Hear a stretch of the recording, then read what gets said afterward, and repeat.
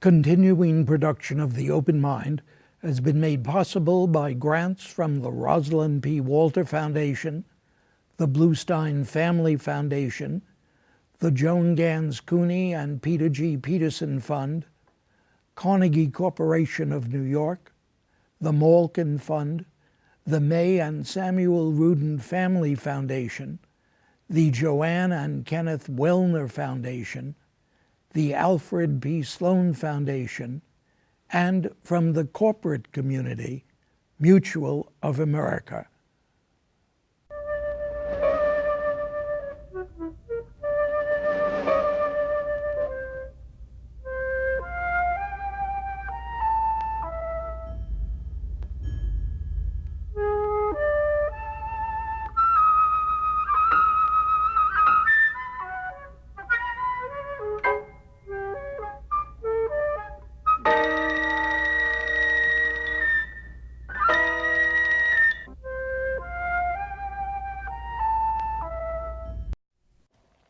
I'm Richard Heffner, your host on The Open Mind, and today's guest, quite appropriately given our intense focus at election time on fostering a truly comprehensive and realistic health care plan for all Americans, is once again Dr. Karen Davis, a nationally recognized economist with a distinguished career in public policy and research, having served as chair of the Department of Health Policy at the Johns Hopkins School of Public Health and as Deputy Assistant Secretary for Health Policy in the U.S. Department of Health and Human Services.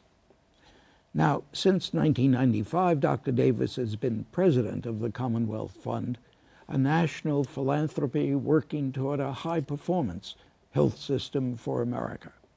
She retires as the fund's chieftain at the end of this year, but not before I pin her down, as I did last week and shall do again today, for another stellar analysis of what we must do to move our nation's healthcare system from perhaps among the least effective and most expensive to among the best performing and most cost-effective. Now, a dozen years ago, my guest and I did the first of what became a long series of open mind conversations on this vital area of national concern. And I took for our theme at that time what Dr. Davis had called a 2020 vision of healthcare, where Americans' healthcare system should be, has to be by the year 2020. And she identified 5 vital elements to that vision: automatic and affordable health insurance coverage for all, access to healthcare for all, patient-responsive health care, information-driven health care, and commitment to quality improvement. All of these to be achieved by 2020 for America truly to be a world leader in this most important indicator of a civilized society. Last week, I asked Dr. Davis again, as I did a dozen years ago, whether the first and foremost part of that 2020 vision remains for her affordable health insurance coverage for all, and asked how this year's election promises or threatens to impact upon that holy grail. Today, I want to move on to the other healthcare elements that my guest considers so vital to her vision of Americans' healthcare in the year 2020. We've touched on those elements, Dr. Davis, but which among them do you think are most important, or can you possibly tease out of those important elements of a good healthcare system the most important? Well, I think the number one issue on everybody's mind is healthcare costs and how that cost translates into the federal budget crisis that we know we face, or state ability to have a balanced budget, or employers' ability to afford health benefits for their workers. So the real question is, how do we tame the healthcare cost beast? How do we bend the healthcare cost curve and achieve genuine savings over time while ensuring that everybody is covered, everybody has access to care, They get all essential care, and they get the quality of care and health outcomes that we really want for ourselves, our families, and our neighbors. And it's kind of playing out, particularly in the presidential election, in the debate over the future of the Medicare program. Medicare covers people age 65 and over and those who have been disabled for 2 years or more. And there are two fundamentally different strategies that are being advanced. These have already been proposed in the House of Representatives, often led by Congressman Paul Ryan, chairman of the Budget Committee, to convert Medicare to what's called a voucher program or a premium support program that would say instead of you're being covered for a defined set of benefits like hospital services, physician services, here's a fixed amount of money. You use that to buy coverage on your own. And if it costs more than that amount of money, then you've got to make up the difference. And hoping that that would lead to competition for those vouchers that would hold premiums down to that amount. It basically puts the onus on Medicare beneficiaries to control costs. It wouldn't apply to current beneficiaries. It would really only apply to people who are now 55 years of age or younger. So it wouldn't really kick in until the year 2023. But what it would do is take what Medicare now spends on health care, index that over time with the growth in the consumer product price index. But unfortunately, that goes up slower than health insurance premiums and healthcare costs. So by 2023, when this kicks in, the Congressional Budget Office estimates that a new person subject to this new Medicare system would have to pay $6,400 of their own money to make up the difference between what the voucher is worth and what it really costs to have coverage. You know, to put it another way, right now Medicare pays 70% of the expenses of Medicare beneficiaries. They still have to pay premiums and some deductibles and cost sharing, hearing aids, other services that aren't covered, but 70% is covered. Under this House budget proposal that's been supported by Governor Romney and Congressman Ryan, it would only cover 32% of the expenses of Medicare beneficiaries by the year 2030. So by taking a fixed amount of money, capping it, indexing it with something like the CPI, it just doesn't quite go far enough to provide the same kind of benefits that we have under the current program. Aren't you being restrained when you say it doesn't quite go far enough? Well, when it drops from covering 70% of your bills to 32% of the bills, That's something. That's a gulp. Now, do you think people understand this? Do you think the average American understands this difference? I don't. I think there needs to be a lot of explaining.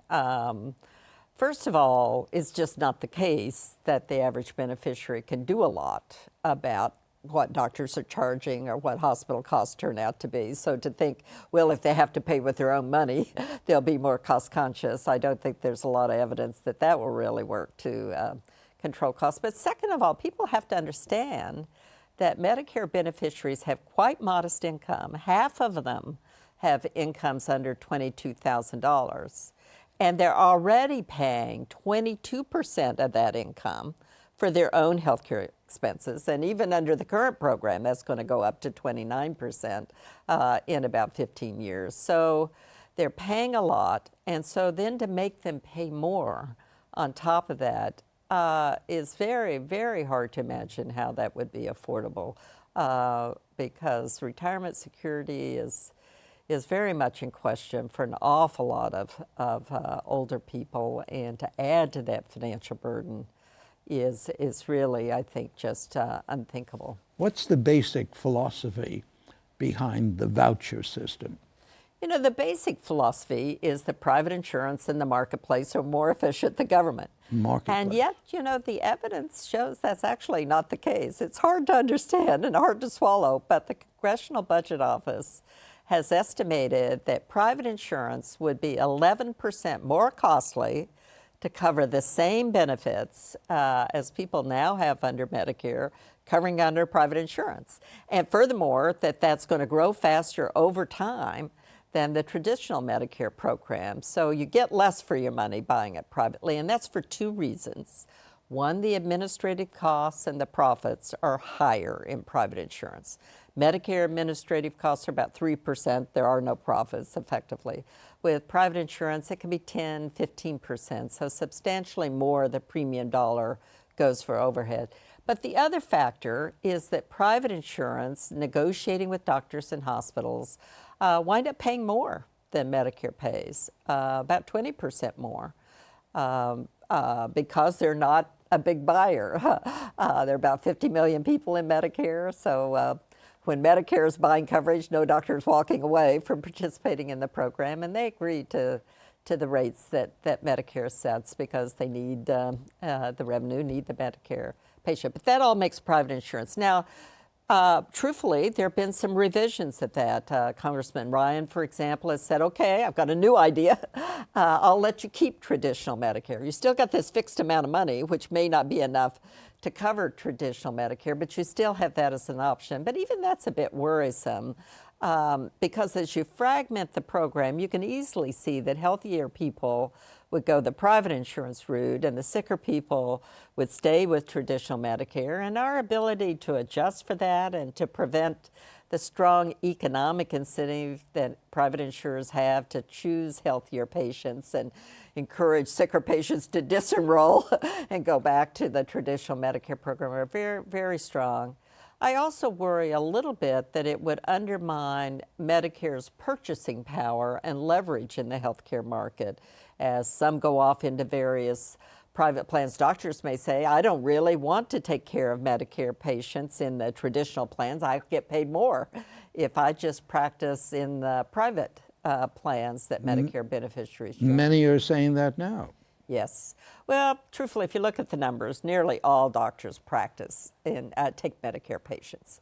They often say, I'm not going to, or I'm not going to take new patients. But the numbers show that over 90% of all physicians do participate in Medicare. It's a big part of their practice, and they need that coverage, and they've had those patients for a long time and don't really want to walk away from them. So it's troubling to take what is a good program that's very satisfactory to beneficiaries. In fact, the surveys the Commonwealth Fund has conducted find that Medicare beneficiaries who are in the traditional Medicare program are more likely to be satisfied with their coverage. Only 6% would rate their coverage as fair poor, whereas 15% of Medicare beneficiaries that are in private plans now rate their coverage as fair poor.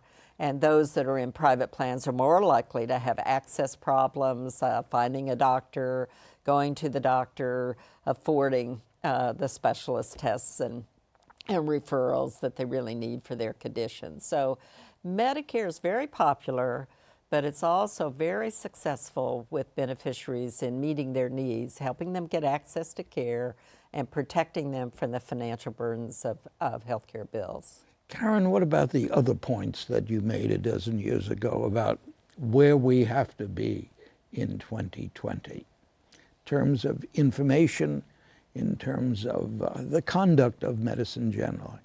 Well, I think Medicare, private insurance, the whole healthcare system has to be revamped to support change. I would put up there very high health information technology, a modern health information system.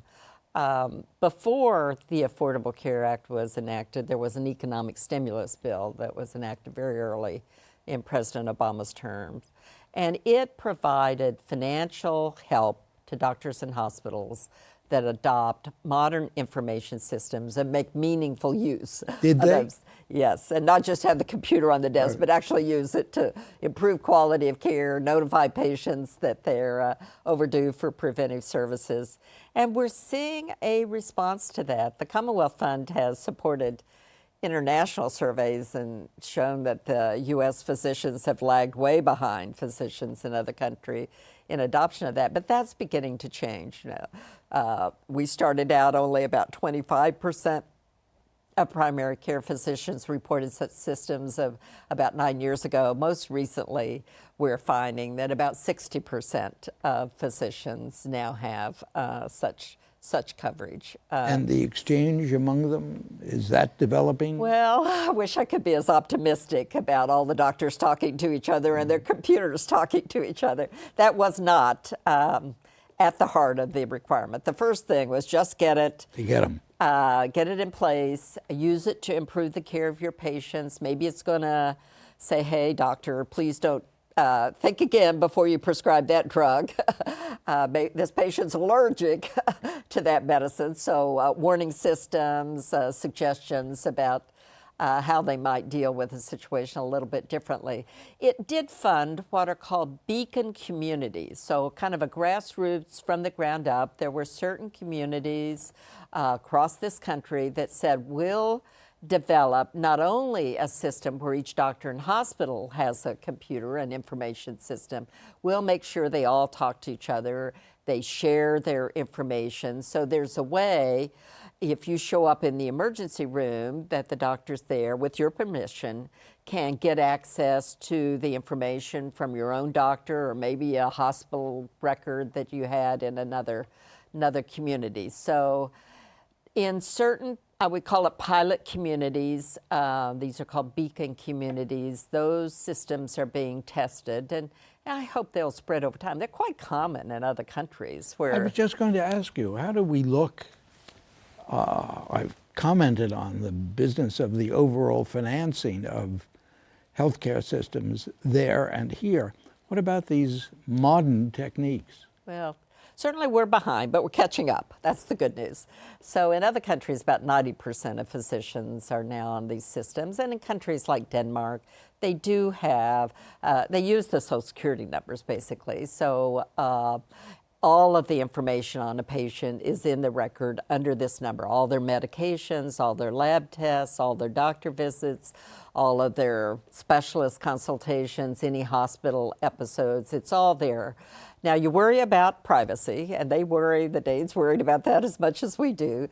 But first of all, the patient can go on there and get this information. They can see who has accessed their record, and any physician accessing the record has to say, I check off, I had explicit permission from the patient to look at this record, or I didn't for the following reason. It was an emergency, they were unconscious, I went ahead. But so they've got safeguards, and if patients want to blind certain sensitive information, they also can do that. So they've managed to do it and overcome that privacy issue in a way that has met people's concerns, and most people are relieved. Our own surveys show that 90% of Americans want all of their medical information available in the same place and available to all the doctors and nurses who are taking care of them. Do they know what pitfalls lie therein? Well, I think we all worry about information being erroneously sent to the wrong party. But, that can happen today, that with paper records, that they can get into the wrong hands as well. Or I know it's always an issue when a celebrity's hospitalized, that people are curious. But with an electronic health information system, actually, they know an employee who was unauthorized who went on to that system, and there can be sanctions. So there's much better security, truthfully, under such a system than under the current paper records. I understand that, but let me ask you this question. Do you think that our concerns for privacy will be undermined, and by that I mean that we will ourselves come to change our attitudes toward privacy under the pressure of understanding how important it is for there to be this medical doctor to doctor, doctor to hospital exchange? I think we will. First of all, in the broader community, I think we're getting more used to our information, credit cards, and lots of ways being more publicly on Facebook, being more publicly available. But I think the frustration that people have of having to repeat their medical information over and over and over and one doctor not knowing what the other doctor is doing, and maybe even ordering prescriptions that they shouldn't be taking together. Nobody's coordinating their care. Nobody's talking to each other. And that leads to some serious medical errors, as well as frustration, delay on the part of the patient. Have to go around collecting all of the records and taking them to the specialists, or having to have the test done over because nobody can find the results from the other study. So I think as we're beginning to see how wonderful it is to have the doctor have the information and even reach out to us to remind us that we're overdue for something, that's a very, and getting the lab tests instead of waiting forever and then maybe never hearing what the result of the lab test was, to get it and be able to go online and get it yourself. The benefits of this are great. Or even, I serve on the board of a major health system in Pennsylvania. Many of their elderly patients give approval to have their adult children look at their medical records. So if they're living in Pennsylvania and their son's in Chicago, their son can check what the doctor actually said about mom and what she needs to do. So it's just a tremendous relief to people to have access to this kind of information. Do the hospitals, are they taking the lead on this to any extent? Yes. At least half of American hospitals are now qualifying for this meaningful use financial incentives that were in the fiscal stimulus law. So they see that this is coming. It's more expensive for hospitals than it is for a physician's office, not surprisingly. But they're also kind of accepting the fact that information on the quality of their care is going to be publicly available. I remember talking about this a decade ago when hospital administrators said, "You mean somebody might know my infection rate? I don't want my medical error information known." But I think there's more acceptance. And truthfully now, the Medicare program under the new Affordable Care Act will start giving bonuses to physicians who are rated more highly by their patients. Who said that their hospital controlled their pain better while they were in there, told them what to expect when they were discharged. Those hospitals that are really providing what we call patient-centered, patient-responsive care are actually now starting to get financial bonuses as a result of providing that kind of care. Is the development of the institution of the hospitalist, a new medical specialty, part of this whole movement? How do you feel about that? There has been a change with hospitals now starting to employ or contract with physicians to be available full-time in the hospital.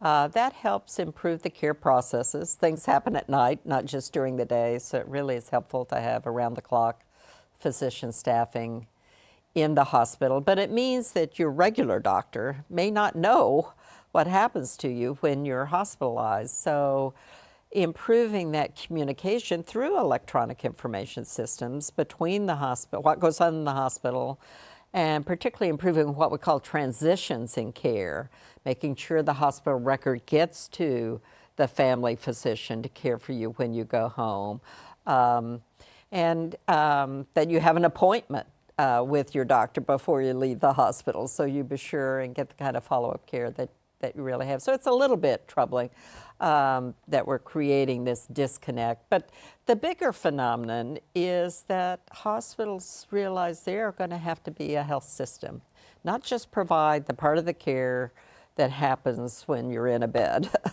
but really have primary care clinics, have post-acute home health or nursing home care, and in fact, that's part of what's in the Affordable Care Act, is the creation of something called accountable care organization. Have to be led by physicians, by providers, but they take responsibility for everything from preventive care to post-acute care, nursing home care, emergency care, hospital care, the whole gamut of what you need. And they have to be responsible for coordinating care. They have to be responsible for transitions in care so mistakes don't happen in the handoffs from one side of care to another. It means sharing a health information system that has all of that information pulled together. Today, a lot of people are in nursing homes. They go back and forth between the hospital and the nursing home. Nursing home doesn't know what happened to them when they were in the hospital. And so they don't get the right medications when they go back, and they wind up back in the hospital again. So moving toward a coordinated system where doctors are leading organizations called accountable care organizations and responsible for results. They actually have to report how their patients do, and they get to share in the savings if they control costs, but they're responsible for making sure that we're not wasting money, not duplicating tests, and people are getting the right care. You know, Dr. Davis, listening to you, this program and our previous one, I'm developing a greater and greater respect for the people who work so hard to write that Affordable Care Act. They seemed, I'm sure, with the help of people like yourself, to have thought of a great many things most of us have never dreamed of. Is that a fair assessment? Well, I think it's built a foundation, and it provides an alternative in the case of the Medicare program, for example, to just saying to the beneficiary, you're at risk for holding down healthcare costs. It's really saying to the doctors and hospitals, you're the ones who ought to be holding down healthcare costs. You ought to be able to live with the same increase that other businesses in our economy live with, and you ought to be able to hold health spending to the same rate of growth of the economy as a whole. So it's going to be your responsibility. And in fact, the president, that's really what he said. And he set up something called an Independent Payment Advisory Board in the Affordable Care Act that is to make recommendations if Medicare spending were to go up faster than the economy as a whole by a certain, by 1 percentage point or a 0.5 percentage point. You're going to have to come back, whether before or after you leave the foundation, to talk more and more and more about health care. Thank you so much for joining me again today, Dr. Davis. Thank you. And thanks too to you in the audience. I hope you join us again next time. Meanwhile, as another old friend used to say, good night and good luck. And do visit the Open Mind website at 13.org/openmind to reprise this very program online right now, or to draw upon our archive of 1,500 or so other Open Mind and related programs. That's 13.org/openmind.